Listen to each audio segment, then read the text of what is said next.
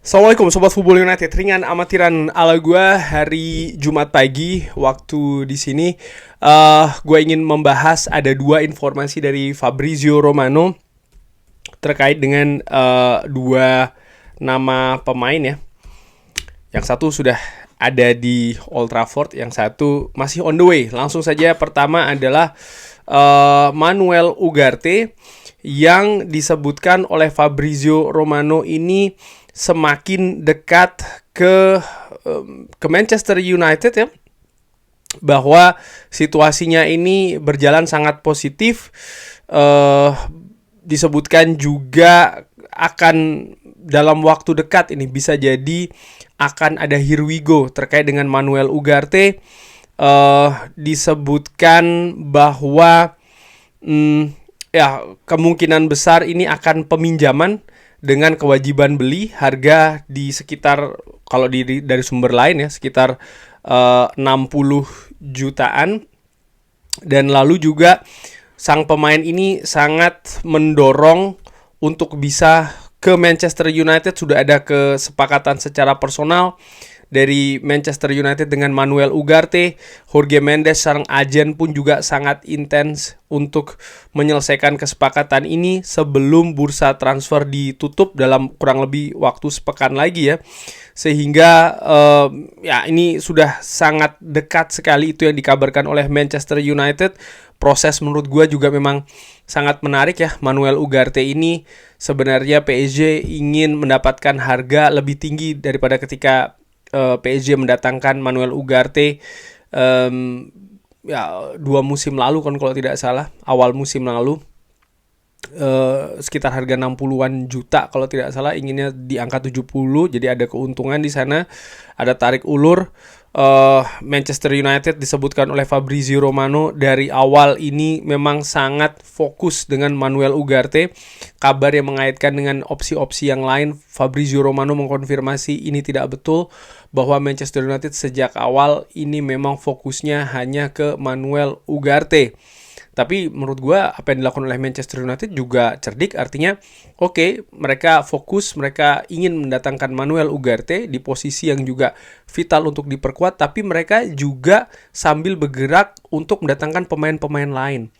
Matthijs de Ligt, lalu juga Nocer Mazraoui, lalu juga Joshua Zirkzee, Leny Yoro, bahkan luar biasa ya, Bologna dan juga Real Madrid ini kan menjadi dua klub pesaing ketika ingin mendatangkan Joshua Zirkzee dan juga Leny Yoro. Tapi Manchester United mampu memenangkan perburuan dengan segala cara yang dilakukan ya kan.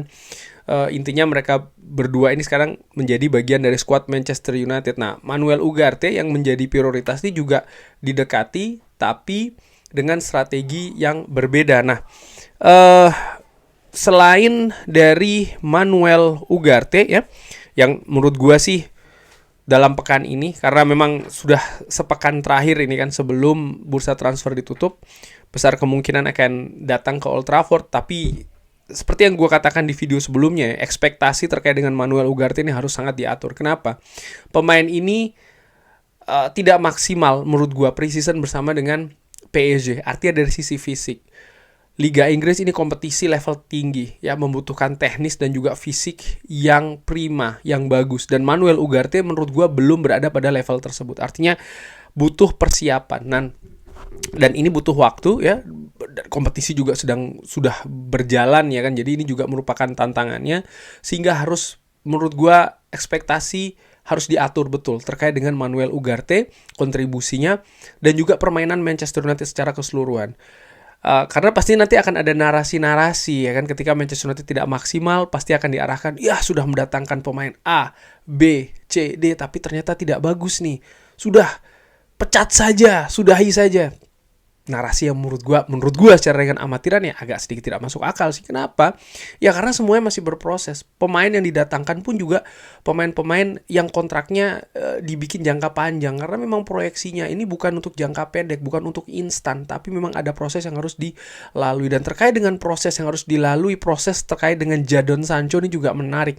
Bagaimana Fabrizio Romano juga mengatakan situasi dari Jadon Sancho ini 50-50, 50% stay di Manchester United, 50% akan cabut. situasi dengan PSG sudah pernah menanyakan terkait dengan Jadon Sancho tapi belum ada langkah konkret selanjutnya. Juventus sudah menghubungi kembali dalam 24 jam terakhir ya, menanyakan situasi kondisi Jadon Sancho, tentang kemungkinan seperti apa yang memungkinkan Juventus ini untuk bisa membawa Jadon Sancho ke Turin. Menurut gue seperti itu. Oleh karena itulah Juventus menghubungi pihak dari Jadon Sancho ya, dan mungkin juga sudah menghubungi pihak dari Manchester United. Jadi sedang mengumpulkan informasi-informasi, dan disebutkan dari sumber lain yaitu adalah Gianluca Di Marzio, Juventus ini ingin meminjam dulu dengan kewajiban membeli 40 juta pounds. Angka 40 juta pounds ini kan memang angka yang diinginkan oleh Manchester United dari awal ya, terkait dengan Jadon Sancho. Tapi memang belum ada tawaran konkret dari klub-klub yang kabarnya berminat untuk mendatangkan Jadon Sancho. Di konferensi pers terakhir dari Erik ten Hag yang menyinggung juga tentang Jadon Sancho, memang mengatakan bahwa tidak semua pemain ini akan diberikan kesempatan di skuad Manchester United, karena memang skuadnya ini terdiri dari beberapa pemain. Dan poin yang gue dapatkan dari situ adalah ketika tidak termasuk di dalam skuad yang dilibatkan di sebuah pertandingan, ya jangan ngambek. Karakter, attitude itu juga penting.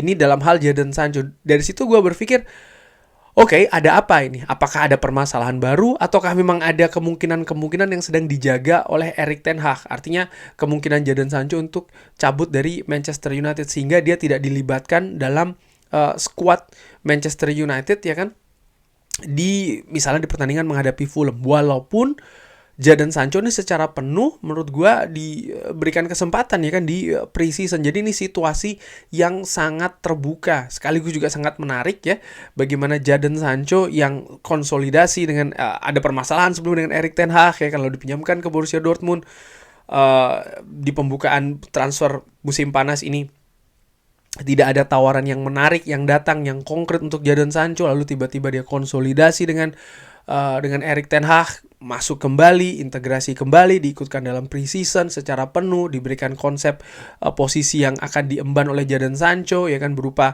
false nine, dan sekarang situasinya terbuka lagi nih untuk Jadon Sancho bisa meninggalkan Manchester United. Dan sampai sejauh ini memang baru ada 2 klub yang dikaitkan, itu pun juga tidak secara atau belum secara intensif ya, yaitu adalah PSG serta Juventus. Kita lihat akan seperti apa. Dari Sky Sport mengatakan kalau memang Juventus ini tertarik untuk mendatangkan Jadon Sancho. Mereka masih mengeksplorasi kondisi-kondisi dari kesepakatan ya, pembicaraan terkait dengan personal term atau situasi personal, keadaan-keadaan personal ini juga telah dilakukan. Tapi Manchester United akan mempertimbangkan tawaran yang terbaik, artinya tawaran yang make sense, di mana angkanya sekitar 40 juta pounds, 40 juta euro atau 40 juta pounds, kurang lebih sekitar seperti itu lah ya angkanya. Di sumber lainnya Gianluca Marzio juga menyebutkan kalau gaji dari Jadon Sancho ini juga menjadi tantangan bagi Juventus. Nah, jadi kondisinya bagi klub yang berminat untuk mendatangkan Jadon Sancho ini bukan hanya biaya transfer saja ya. Oke, peminjaman lalu juga transfer, tapi angkanya Manchester United ingin angka yang jelas di situ, sudah 40 ya kan. Tapi juga gaji dari Jadon Sancho ini memang yang salah satu yang tertinggi juga kan di Manchester United, di mana tidak semua klub nih sanggup memenuhi gaji tersebut. Kalau secara hitung-hitungan kekuatan finansial mungkin PSG ini dinilai punya peluang, tapi PSG sampai dengan sejauh ini nilai minatnya itu di bawah Juventus menurut gue, dimana Juventus yang paling terdekat nih, yang baru-baru saja melakukan kontak ngecek terkait dengan Jadon Sancho.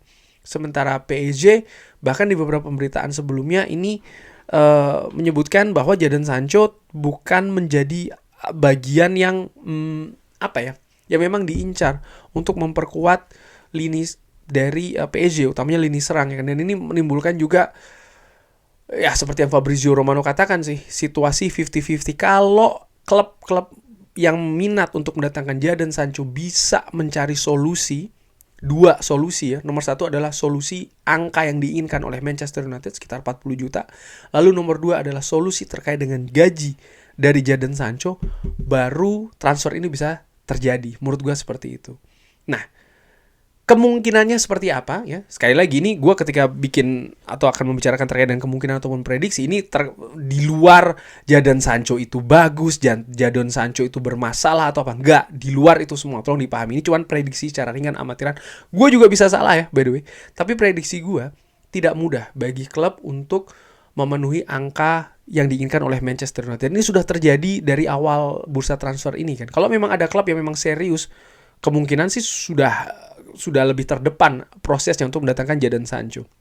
Itu nomor satu. Angka menurut gue ini akan menjadi penghalang. Lalu yang penghalang lebih tinggi juga menurut gue adalah gaji dari Jadon Sancho. Ini juga menarik, dimana ya kalau Jadon Sancho pihaknya tidak mau menurunkan angka gaji yang tinggi yang seperti yang diterima di Manchester United, ya menurut gue tidak akan kemana-mana. Tapi ketika Jadon Sancho misalnya dia tetap memutuskan untuk berada di Manchester United, Jadon Sancho harus bersiap dengan situasi di skuad Manchester United. Sudah pernah gue sebutkan, sudah pernah gue bahas di video sebelumnya bahwa posisi yang kali ini diproyeksikan untuk Jadon Sancho ya, posisi false nine misalnya, dia harus bersaing dengan Mason Mount. Dia harus bersaing dengan Joshua Zirkzee. Dia harus bersaing juga dengan Rasmus Højlund. Bruno Fernandes di luar persaingan itu semua, karena Bruno Fernandes pasti akan diplot sebagai kapten juga ya, menjadi satu posisi pasti untuk seorang Bruno Fernandes. Lalu ketika kita berbicara penyerang sayap ya, Jadon Sancho yang diplot dari zaman Ole Gunnar Solskjaer untuk posisi penyerang sebelah kanan. Di situ ada Amad Diallo, di situ ada Alejandro Garnacho, bahkan di situ juga ada Anthony yang sudah pernah gue bahas ya kan. Ini akan menjadi musim penentuan dari Anthony dan dia juga sangat termotivasi nih untuk memperbaiki penampilannya. Posisi yang diinginkan oleh Jadon Sancho di sayap kiri, ya ada rekannya Marcus Rashford yang tentu saja juga mengincar penampilan yang lebih baik ya dari musim lalu. Dia juga mengincar kebangkitan nih Marcus Rashford. Belum lagi juga Alejandro Garnacho yang juga bisa bermain di sayap kiri. Jadi situasinya tidak mudah. Harus ada motivasi yang tinggi dari Jadon Sancho ketika dia memang memutuskan untuk tetap berada di Manchester United. Jadi ya situasinya 50-50, tapi gue menilai sih Jadon Sancho seperti yang gue katakan sebelumnya, gue bisa salah ya, prediksi gue sih tetap akan stay di Manchester United ya, karena secara teknis finansial ini nampaknya akan berliku bagi klub-klub yang berminat untuk mendatangkan Jadon Sancho. Oke, selain biaya transfer juga ada gaji ya, dan nampaknya ketika Jadon Sancho memilih untuk tetap berada di Manchester United, artinya dia tetap akan mendapatkan gaji yang tinggi itu. Oke, ada persaingan yang ketat ya.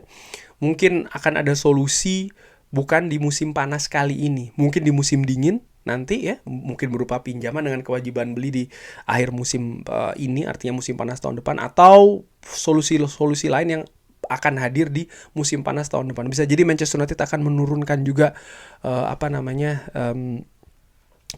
valuasi dari Jadon Sancho, itu juga bisa terjadi. Tapi gue prediksi secara ringan amatiran nampaknya mungkin masih akan stay di Manchester United. Gue bisa salah sekali lagi, tapi ini situasi dari Jadon Sancho serta Manuel Ugarte. Nanti kalau ada update-update lagi seperti biasa akan gue sampaikan di channel Football United, channel yang hanya ringan amatiran ala gue.